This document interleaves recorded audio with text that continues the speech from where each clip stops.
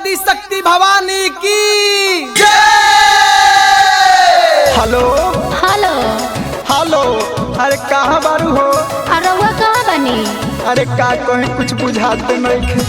तू कहाँ बारू? सुनी बतावा तनी। जय हो मैया जोता वाली, जय हो मैया शेरा वाली। गम गम गम गम हौलवा लगत हमरा लागवा बा।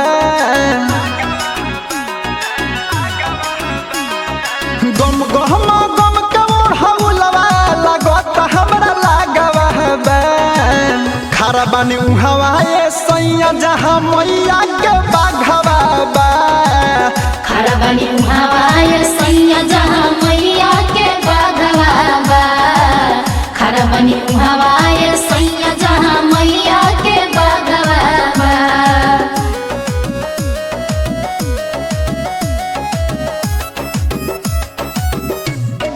डीजे अखिलेश लौखान। जय हो मैया जोता वाली, जय हो मैया शेरा वाली। माई के पंडाल में तो गाना खाली बाजे, एही में हमरे के लागता डाटे। जय हो मैया जय हो मैया जय हो मैया शेरा वाली।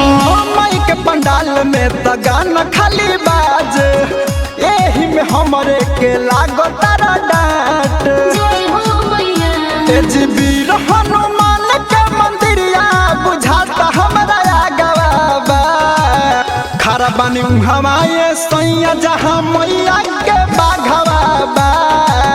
खरा बनी हवाए सैया जहाँ मैया के बाघवा बा। खरा बनी हवाए सैया जहाँ मैया के बाघवा बा।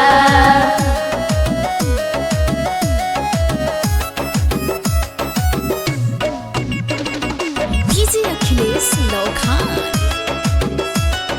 जय हो मैया जोता वाली, जय हो मैया शेरा वाली। रमेश रवान बार मेला में भीड़ बा। कृष्ण कोमल जीवा धरत ना धीर बा। जय हो मैया जय हो मैया जय हो मैया शेरा वाली। रमेश रवान बार मेला में भीड़ बा। कृष्ण कोमल जीवा धरत ना धीर बा। जय हो मैया जी थर थर का पत्ता दहिया फुफकारत जब ना गवाबा। खरा बानी हवाए सैया जहाँ मैया के बाघवा बा।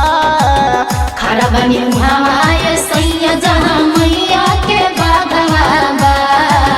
खरा बनी हवाए सैया